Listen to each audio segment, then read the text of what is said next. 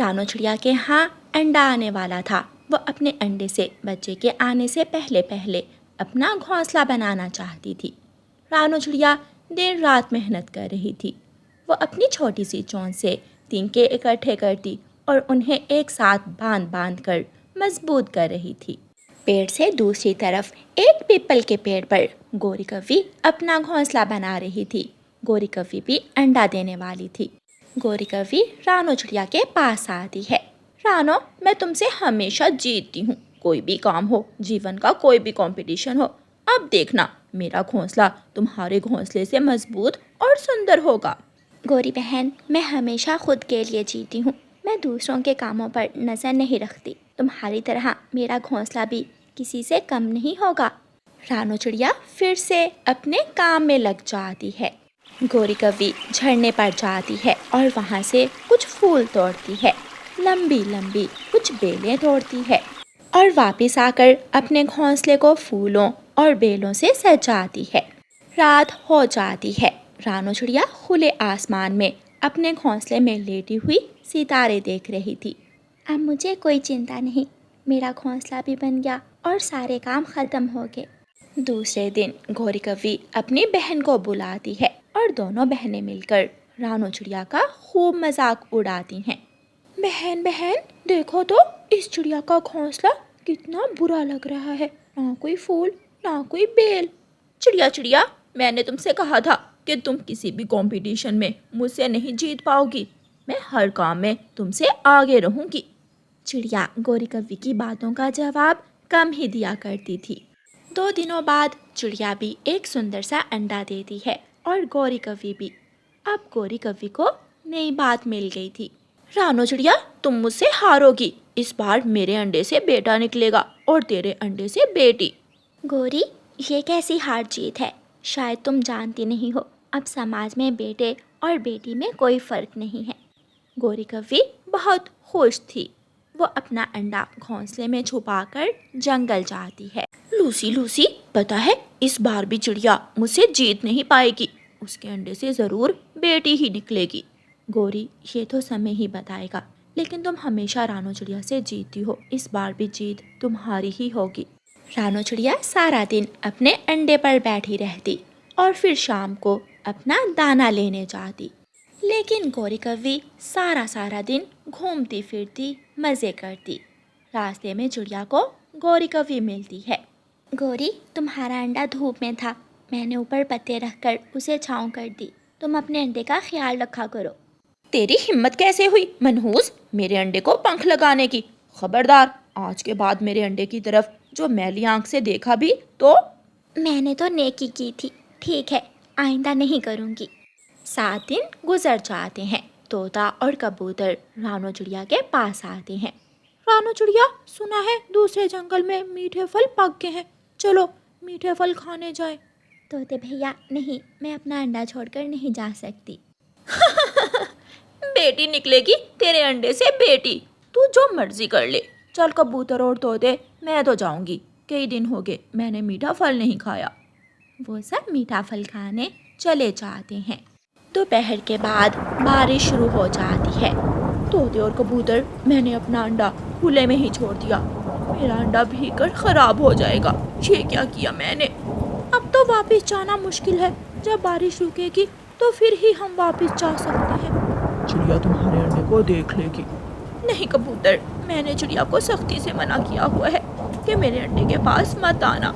रानो चिड़िया अपने अंडे पर अपने पंख फैलाए बैठी हुई थी कि उसका ध्यान गोरी के अंडे पर जाता है। गोरी का अंडा भीगकर खराब हो जाएगा, मैं उसे उठाकर अपने घोंसले में ले आती हूँ। खबरदार, अगर मेरे अंडे के पास भी गई तो।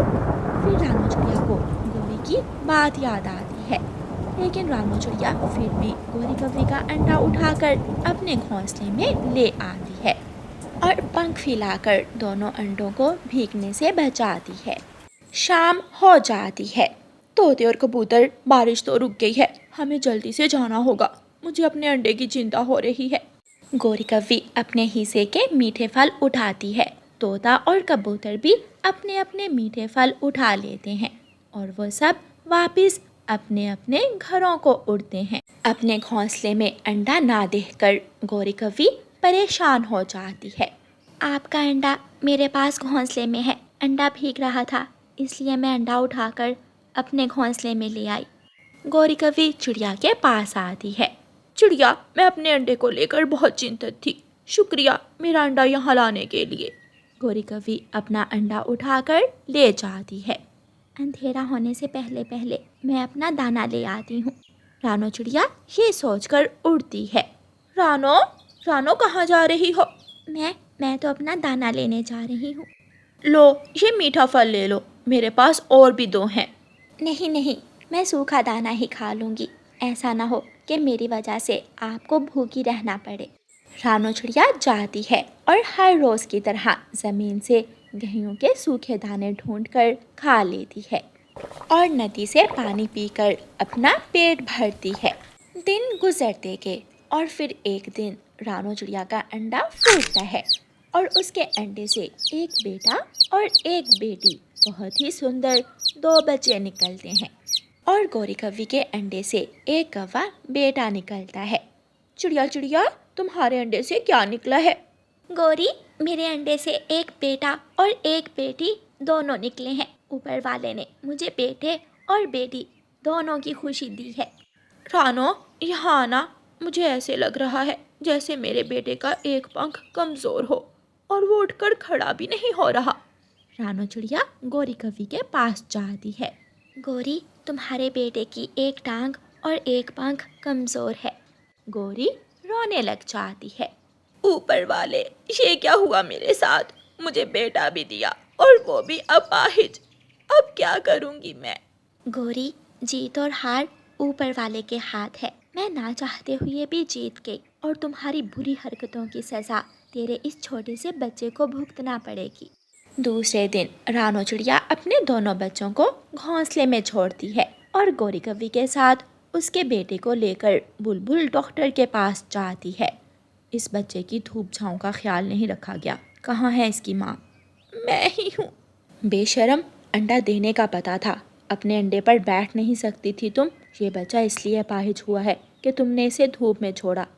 जब देर तक अंडे पर धूप पड़ी तो अंडे में बच्चे का पंख सूख गया।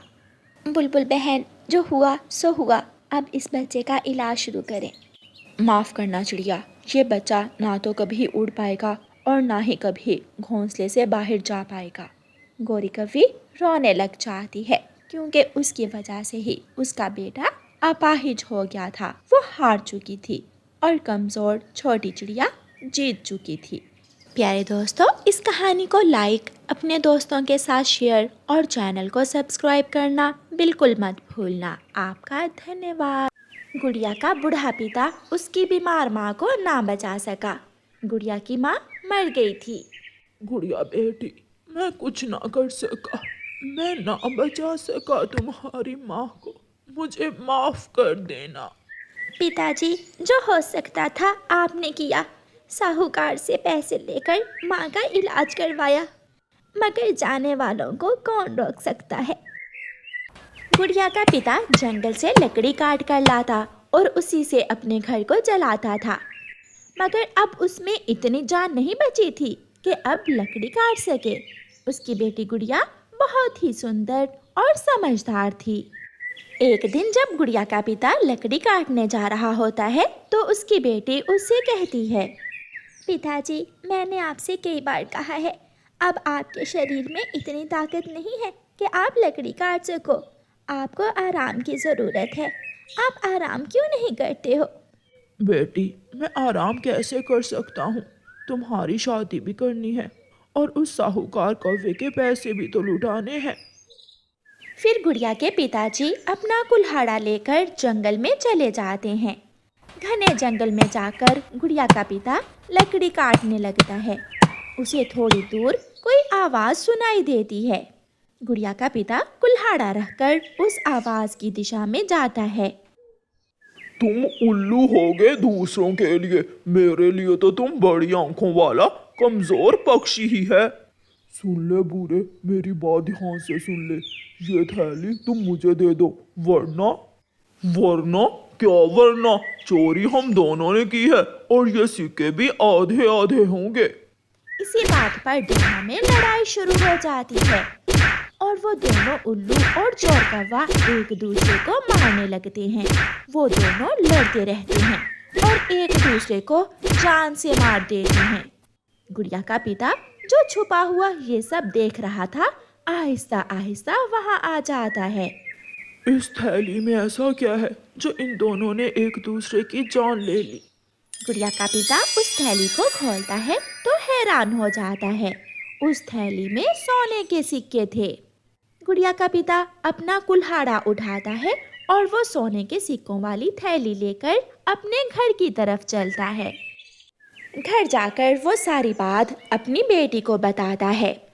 बेटी, अब मुझे समझ नहीं आ रही कि मैं ये सोने के सिक्कों की थैली का क्या करूं।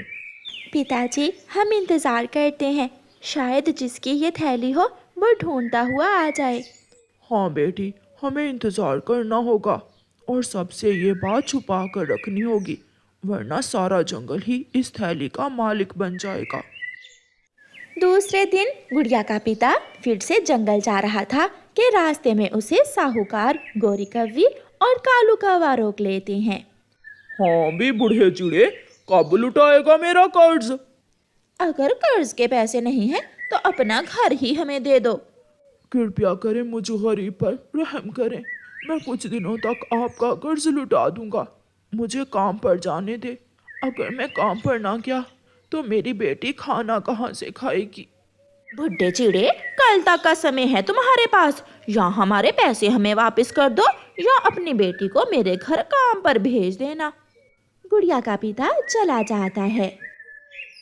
थोड़ी देर बाद कबूतर जंगल में ऐलान करने आता है। सुनो सुनो सुनो, राजा जी की तरफ से ऐलान है। रानी की एक सोने के सिक्कों से भरी हुई थैली चोरी हो गई है।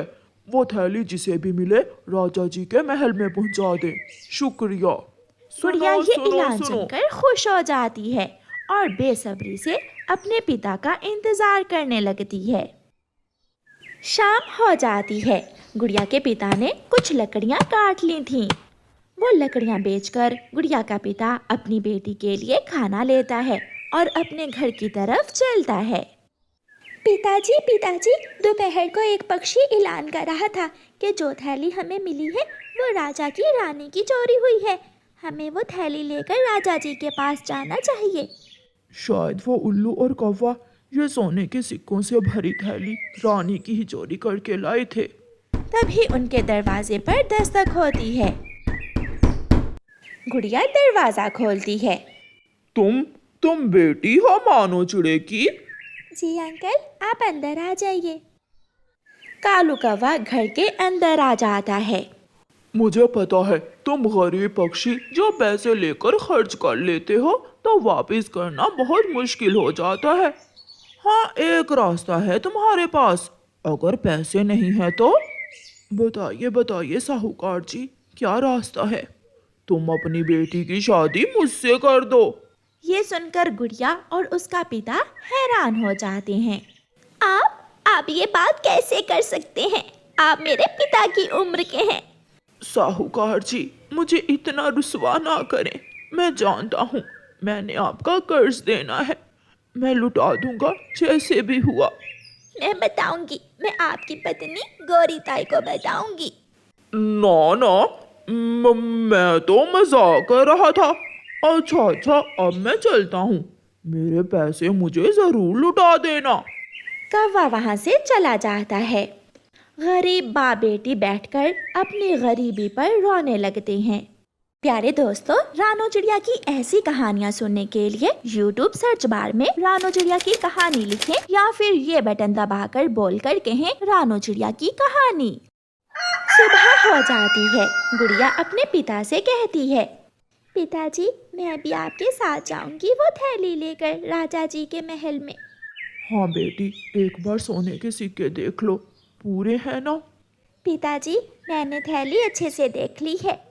फिर गुड़िया और उसका पिता वो सोने के सिक्कों वाली थैली लेकर राजा के महल की तरफ चल देते हैं। हमने राजा से मिलना है, कोई चीज लुटानी है राजा जी को हमने। आप यहाँ रुकें, मैं अभी राजा जी से पूछ कर आता हूँ। फिर कबूतर राजा जी के पास जाता है। राजा जी, एक बूढ़ा चिड़ा और उसकी बेटी आपसे मिलना चाहते हैं। उन्हें मेरे पास ले आओ। कबूतर जाता है और गुड़िया और उसके पिता को महल के अंदर ले जाता है।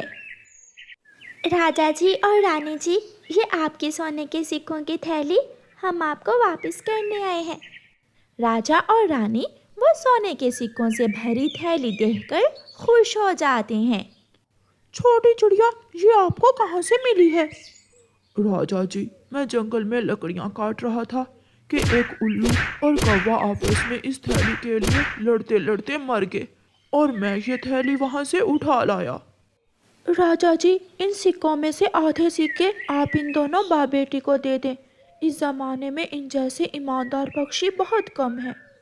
महारानी, हम गरीब ज़रूर हैं मगर लालची नहीं।